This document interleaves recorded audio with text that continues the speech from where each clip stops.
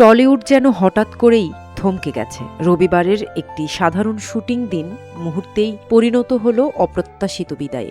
জনপ্রিয় অভিনেতা রাহুল অরুণোদয় বন্দ্যোপাধ্যায় আর নেই। এই খবর ছড়িয়ে পড়তেই শোকের ছায়া নেমে এসেছে পুরো ইন্ডাস্ট্রিতে। 2026 সালের 29 মার্চ ওড়িশার তালসারি সমুদ্র সৈকতে চলছিল নতুন ধারাবাহিকের শুটিং। কাজ শেষ করে সহকর্মীদের সঙ্গে সমুদ্রে নামেন রাহুল।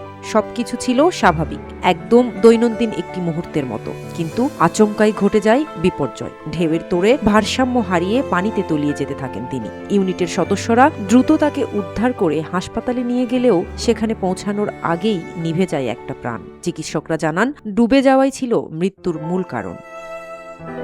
ঘটনার পরেই শুরু হয় আইনি প্রক্রিয়া। দীঘা হাসপাতালে ময়নাতদন্তের প্রস্তুতি নেওয়া হয় এবং অস্বাভাবিক মৃত্যুর মামলা হিসেবে বিষয়টি নথিভুক্ত করা হয়। পুরো প্রক্রিয়া শেষ করে মরদেহ কলকাতায় নিয়ে যাওয়ার ব্যবস্থা করা হচ্ছে, যাতে পরিবার ও সহকর্মীরা শেষবারের মতো তাকে বিদায় জানাতে পারে। টলিউডের নিয়ম মেনে কলকাতাতেই তার শেষকৃত্য সম্পূর্ণ হওয়ার কথা, যেখানে উপস্থিত থাকবেন সহশিল্পী, বন্ধু ও ভক্তরা।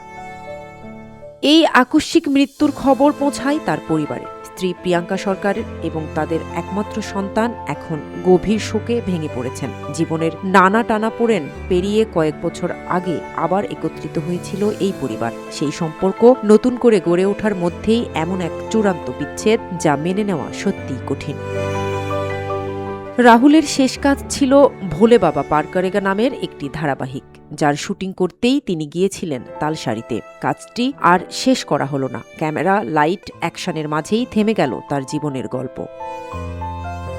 একজন প্রাণবন্ত মানুষ, একজন প্রতিভাবান অভিনেতা, যিনি কিছুক্ষণ আগেও ছিলেন ক্যামেরার সামনে, হেসেছেন, অভিনয় করেছেন। কিছুক্ষণের মধ্যেই তিনি হয়ে গেলেন স্মৃতি। এই মৃত্যু শুধু একজন শিল্পীর নয়, একটি পরিবারের ভরসা হারানোর গল্পও। টলিউড আজ শোকাহত, আর দর্শকের মনে থেকে গেল এক অপূর্ণতার বেদনা।